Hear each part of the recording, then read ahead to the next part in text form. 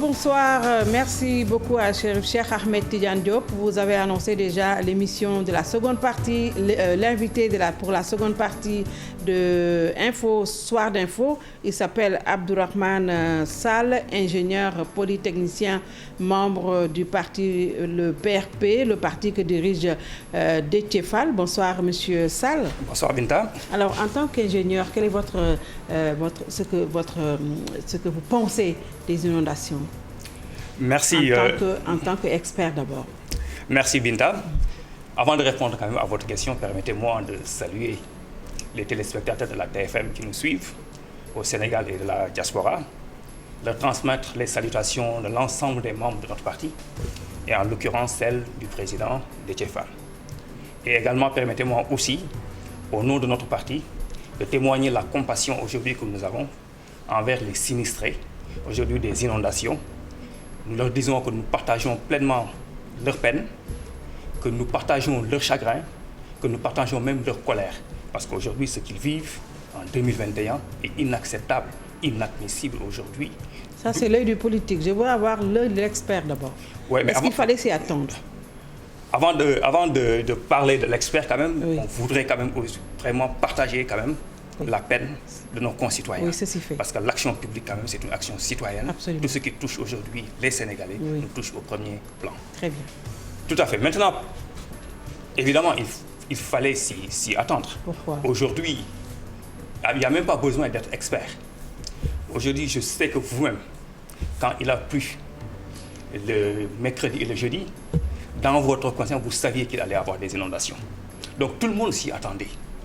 Même ceux qui n'ont pas fait l'école savaient qu'il suffit que Dakar pleuve 2 jours successifs à moins de 100 mm. Et pourquoi on devait s'y attendre? Parce que c'est simple, parce qu'aujourd'hui, tous les experts aujourd'hui d'urbanisme savent que le problème d'inondation aujourd'hui au Sénégal n'est pas lié exclusivement à la pluviométrie. Ce n'est pas la principale cause. La principale cause aujourd'hui, c'est l'occupation anarchique aujourd'hui de l'espace, l'occupation aujourd'hui des zones non aedificantes qui sont aujourd'hui occupées anarchiquement, le manque de réseaux d'assainissement qui sont de la réalité, le blocage du drainage des eaux naturelles, tout ça c'est bloqué. Maintenant, quand on est dans un ensemble de tous ces facteurs, évidemment, quand on reçoit de l'eau, l'eau ne pourra pas en fait partir. Et pourtant, il y avait des mesures qui ont été prises. Le programme décennal, plus de 700 milliards, récemment 15 milliards, comme plan d'urgence, le plan Orsec, tout ça. C'est ça qui nous fait de la peine. C'est pour faire face quand même. C'est ça qui nous fait de la peine. Oui. Parce qu'aujourd'hui quand même, en 2012, le président Macky Sall avait lancé effectivement son plan décennal de gestion des inondations. En 2022. En 2022, comme vous le dites si bien. On est en 2021. On est pratiquement à la fin du plan. Aujourd'hui, on devrait être en train de constater la fin des inondations. Et son ministre de l'économie et des finances vient nous dire qu'il y a 511 milliards aujourd'hui qui sont dépensés. Cela veut dire que le budget est exécuté à pratiquement plus de 67%. Absolument. On a un plan de 767 milliards exécuté à 67%. Et on est à la fin. Et aujourd'hui, qu'est-ce qu'on constate? On constate qu'on est toujours dans l'urgence. Moi, je ne me rappelle pratiquement plus d'une année où on n'a pas eu un plan Orsec. Cela traduit, naturellement, il faut que le président de la République le reconnaisse et s'adresse au Sénégalais pour le présenter dans un premier temps ses excuses, parce que c'est l'argent quand même du contribuable sénégalais, c'est notre argent qu'on a dépensé pour un objectif précis. Et aujourd'hui, on constate que cet objectif non seulement n'est pas atteint, et on continue à dépenser dans les plans d'urgence. Ce qui constitue naturellement un échec de planification. Sans évaluation. Sans évaluation. Oui. Et ce qui choque le plus, c'est que le président de la République, on dirait qu'il n'est même pas conscient de cela. Comment on peut être président, on met un plan, on dépense autant d'argent, à la fin du plan, on continue, en fait, dans des plans d'urgence, sans interroger ceux-là même à qui on a confié la réalisation de ces plans. Mais qu'est-ce qui s'est passé? Dans son plan décennal, la première année, en 2012-2013, On devait investir 66 milliards pratiquement. Cette première année devait consister à régler les problèmes d'urgence qu'on avait en ce moment-là. Déguerpir tous les gens qui étaient dans les zones inondables, dans les zones inondées, et les reloger. Donc, l'urgence devrait s'arrêter dès 2013. Et aujourd'hui, on constate que jusqu'à présent, il y a encore des gens qui habitent dans ces zones-là. Qu'est-ce qu'on a fait de ce qui... Mais le président nous doit des explications par rapport à cela. Et tous les autres mesures qu'ils ont annoncées, finalement rien. Finalement, on se pose même la question. Finalement, on est dans un éternel recommencement, comme on peut le constater. Aujourd'hui, quelle devrait être la solution quand même, une solution, je ne dirais pas conjoncturelle, mais structurelle face à ces inondations? Bon, avant de répondre à cette question-là, c'est vrai que vous dites qu'on est dans un éternel recommencement, que nous constatons tous. C'est ce que nous avons constaté en tout cas. Mais quelque part aussi, je me pose la question, est-ce que ce n'est pas voulu? Est-ce que le président là, parce que le président Macky Sall, nous tous nous l'avons vu, nous l'avons constaté, fait de la politique au sens le plus machiavélique du terme. Peut-être, certainement, c'est un truc très bien calculé. Il a peut-être des experts en sociologie qui lui ont donc fait des études sociologiques des Sénégalais, qui leur ont dit de toute façon, quand on investit, on ne va rien réaliser, mais les Sénégalais vont en parler un jour, 2 jours, après ils vont s'oublier. Après, on va installer le pays dans une procédure d'urgence annuelle. Et quand on sait que quand on est dans une procédure d'urgence annuelle, les dépenses ne sont pas maîtrisées. Ce qui est un gouffre pour enrichir, en fait, tous ceux qui sont dans sa mouvance. Et donner, en fait, de l'argent à ces gens-là, c'est de donner un pouvoir politique. En fait, ils vont utiliser cet argent-là, ils vont aller aujourd'hui dans les quartiers distribuer, essayer de faire de l'achat de conscience, parce que certainement on leur a dit au Sénégal, il suffit de donner de l'argent pour avoir les gens. Peut-être qu'il s'est inscrit dans un calcul purement machiavélique pour pérenniser son pouvoir, avoir de l'argent de guerre, et que chaque année on va parler quelques instants, on va oublier. Pendant l'année qui va suivre, ces gens très riches seront dans les quartiers, distribuer de l'argent, apparaître comme des Pères Noël et puis être dans une dynamique de pérennisation du pouvoir. Je me dis peut-être que c'est bien calculé, que c'est un plan purement machiavélique, parce que tu ne peux pas penser que le président de la République, avec tout ce qui l'entoure, soit, je ne veux pas dire soit aussi nul, mais en tout cas ne puisse pas quand même comprendre en fait les mécanismes de bonne gestion. Mais au-delà quand même de la littérature et du discours politicien, je vous ai déjà posé la question, vous du PRP, au PRP, qu'est-ce que vous avez prévu dans votre programme pour lutter contre ces inondations de façon pérenne? Actuellement, ce qu'il faut se dire, c'est qu'il y a deux, parce qu'aujourd'hui, ils n'ont pas pu régler le problème. Et le pays est toujours sous les eaux. Ça, c'est un constat. Donc, il y a une partie urgence à régler, pour régler le problème quand même des Sénégalais qui sont sous les eaux, et des solutions structurelles. Pour les solutions d'urgence, de toute façon, comme ils sont comme ils sont dans une gestion des urgences. Aujourd'hui, tout le monde sait que quand il va pleuvoir, il va y avoir des inondations. Ça, tout le monde le sait. Donc, c'est une certitude mathématique. Dès lors que c'est une certitude mathématique, pourquoi attendre, bon Dieu, qu'il pleuve, que les gens soient sous les eaux pour déclencher un plan Orsec? Pourquoi on ne déclencherait pas un plan de catastrophe, sachant que la catastrophe va venir? Parce que le plan Orsec, c'est pourquoi? C'est qu'on suppose que comme on vit dans une société, il peut y arriver de temps en temps qu'il y ait des catastrophes. Mais quand la catastrophe est connue, quand on voit la catastrophe venir, pourquoi attendre la catastrophe pour réagir? C'est ça qu'on appelle anticiper. Anticiper même la catastrophe, puisqu'ils n'ont pas pu régler le problème de la planification. Qu'est-ce que vous avez prévu? Ça, c'est une première proposition. C'est-à-dire, dans un premier temps, anticiper. Comme l'urgence est là, et on sait que ça va venir, il ne faut pas attendre que les gens soient sous les eaux pour déclencher le plan. Au moins, on peut anticiper le soulagement des gens, mettre le dispositif pour que quand ça pleut, tout de suite, on arrive à évacuer. Ça, c'est pour régler le problème de l'urgence. Maintenant, pour les problèmes structurels, comme aujourd'hui, tous les urbanistes du pays, tous les experts aujourd'hui connaissent parfaitement le réseau hydrographique en fait, du pays. Absolument. On sait quels sont les points hauts, quels sont les points bas, quels sont les réseaux de drainage, là où la nappe phréatique remonte, on sait. Et on sait également ces zones-là qui sont occupées ou pas. Même lui, en 2000, il s'est appuyé sur ça pour définir son plan-là. Maintenant, ce qu'il faut, c'est faire du courage, avoir du courage politique et être sérieux et avoir un esprit patriotique. C'est-à-dire aujourd'hui, identifier toutes ces zones-là, les reloger et faire un plan d'urbanisation correct, c'est-à-dire et être dans l'anticipation. Avoir non pas un plan de gestion des inondations, parce que quand on dit plan de gestion des inondations, quelque part, ça veut dire même qu'on est dans la fatalité.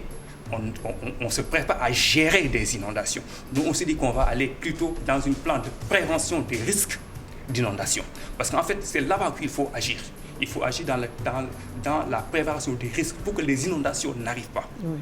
Et pour que les inondations n'arrivent pas, aujourd'hui, ce qu'il faut, c'est qu'il faut investir sur les réseaux, déloger les gens qui sont dans ces zones-là et avoir un plan d'urbanisation clair et que tous les secteurs administratifs qui interviennent dans le processus d'octroi des autorisations travaillent de parfait concert. Tiens, aujourd'hui, au Sénégal, on sait quelles sont les plages interdites, on sait quelles sont les forêts classées. Mais pourquoi on ne ferait pas ça? Faites une communication en grande masse pour que tout le monde sache quelles sont les zones inoccupées. Parce qu'il peut y arriver que des gens, par méconnaissance, achètent des terrains là où il ne faudrait pas. Mais s'il y avait une grande communication en masse, déterminer des zones où on dit que c'est des zones comme les forêts classées, des zones classées, où tout le monde sait qu'on ne pourra pas construire là-bas. Même s'il y a des autorités locales qui octroient des permis d'aménagement, qu'il y ait des autorités compétentes comme la DESCO qui viennent pour arrêter cela. Il faut de la rigueur, il faut également du courage politique pour aller vers et ne pas être dans la politique politicienne qui n'est là que pour essayer de gérer des politiques purement politiciennes. Il faut une certaine dose de patriotisme, avoir vraiment envie de sauver ses compatriotes. Absolument. Alors, en attendant que Macky Sall nous trouve des solutions à ces inondations, quand même, qui commencent à perdurer, parce que chaque année, vous l'avez dit, c'est la même situation que l'on vit. Les populations de la banlieue sont vraiment meurtries et puis de vivre éternellement et quotidiennement dans les eaux. On espère que Macky Sall pourrait trouver une solution adéquate à ces inondations. Et pour parler de l'actualité politique, il y a le ministre de l'Intérieur qui vient de sortir, de fixer la caution pour les élections territoriales, 15 millions pour les communales et 15 millions pour les départementales. Ça fait un total de 30 millions, alors que l'opposition avait demandé 10 millions, 5,5, et très loin de ce que vous aviez demandé. Et nous le regrettons, fortement d'ailleurs. Parce qu'aujourd'hui, nous appelons parti républicain pour le progrès. Nous actions sur des bases républicaines, démocratiques. Et l'aspiration démocratique veut que les citoyens eux-mêmes ne soient pas sélectionnés seulement sur la base en fait, de leur richesse. Aujourd'hui, au-delà même des partis politiques... Il faut quand même un filtre.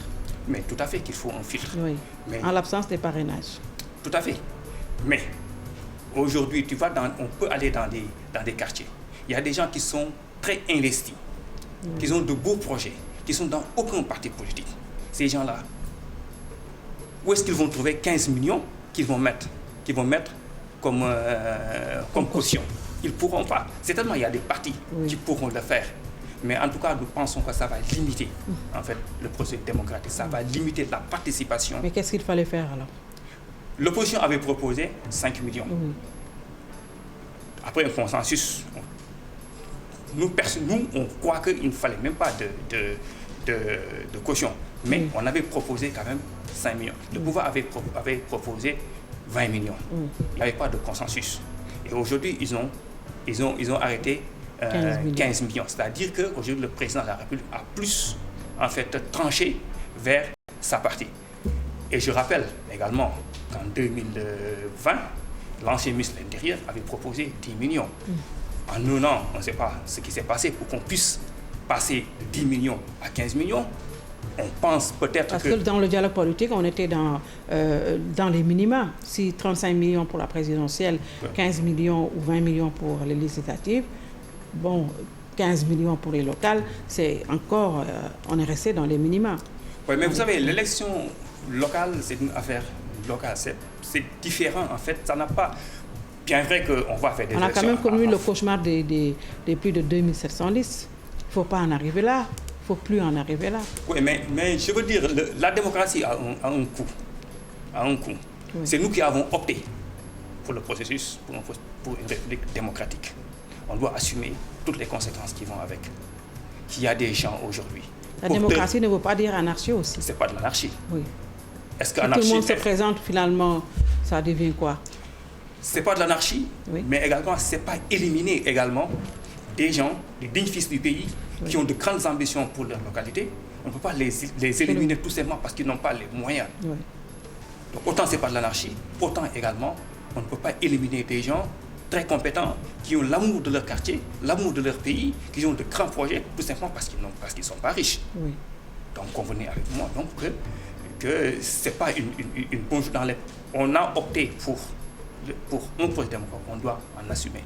Maintenant, je disais tantôt, peut-être qu'entre 2020 et 2015, pourquoi ils sont passés de 10 millions à 15 millions, certainement ils vont vouloir accompagner l'augmentation des prix généralisés qu'on a constaté aujourd'hui dans tout le pays. Aujourd'hui, on en voit que le fer a augmenté, le ciment a augmenté, en fait, même la viande, vous êtes une dame, donc oui, les denrées de oui, tout a augmenté. Oui. Peut-être que c'est pour s'inscrire dans cette dynamique-là, pour être cohérent de bout en bout dans ce qu'ils sont passés de 10 millions en 2020 à 15 millions en 2021. Oui. Peut-être que c'est ça qui... Bon, ça c'était pour... Mais en tout cas, c'est pour une fois, on voit une cohérence en fait dans leur démarche. Alors, pour une fois aussi, on attendait à ce que l'opposition puisse se regrouper, comme vous l'aviez annoncé, mais au finish, on a vu ce qui s'est passé. Il y a eu la coalition des 4 qui fait qu'il y a eu quand même quelques personnalités de l'opposition qui commencent à jaser. On a entendu Thierno Bocoum tout à l'heure, qui parle d'entente politicienne. Est-ce que cela veut dire que les lendemains ne seront pas les meilleurs pour l'union sacrée de l'opposition? En tout cas, c'est très regrettable ce qui s'est passé. Oui. Et nous, au niveau du PRP, nous disons tout de suite que nous ne nous inscrivons pas dans cette démarche-là. Pourquoi?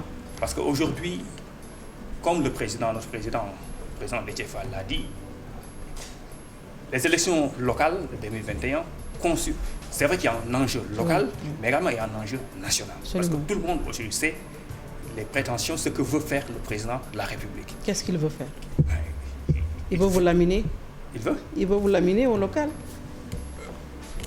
Le président de la République, je crois que ce n'est pas tellement les locales qui l'intéressent. C'est quand même un test grandeur nature. Tout à fait. Pour la présidentielle de 2024. C'est ça que je sais, que ce n'est pas les élections locales en tant que soi qui l'intéressent. Oui. Mais les élections locales l'intéressent pour servir de prétexte. Oui, c'est un baromètre. Voilà, pour servir de prétexte qu'il va utiliser pour pouvoir justifier une quelconque popularité qu'il n'aurait pas.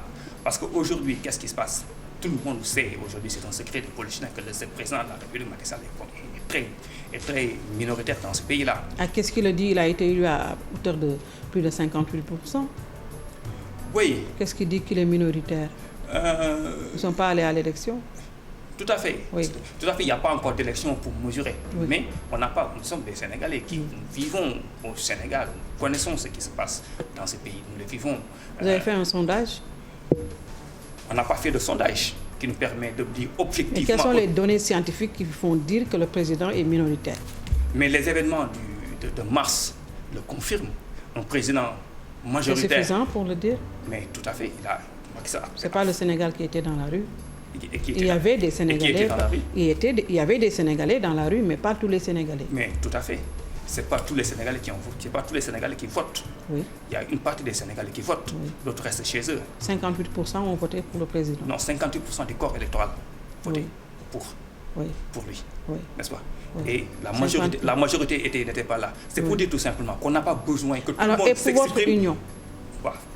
Mais laissez-moi terminer. On n'a pas besoin que tout le monde s'exprime pour avoir un véritable baromètre de ce que pense l'ensemble du pays. Les sondages, quand tu fais un sondage, tu interroges qu'un échantillon. À part de cet échantillon-là, on peut savoir en fait ce que pense la majorité. Maintenant, pour revenir effectivement, en tout cas, nous, au niveau du PRP, nous nous condamnons cela. Parce qu'aujourd'hui, les élections locales, comme on l'a dit, c'est un type d'élection qu'on appelle Raougatu. C'est-à-dire qu'aujourd'hui, le président de la République, l'APR, la mouvance présidentielle, peut être très minoritaire dans ce pays-là.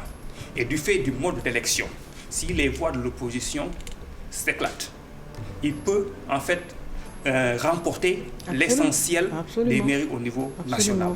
Et il va prétexter cela pour dire qu'il a la majorité pour se donner bonne conscience et justifier certaines actions. Est-ce que cette union de l'opposition est possible? En tout cas, nous y travaillons.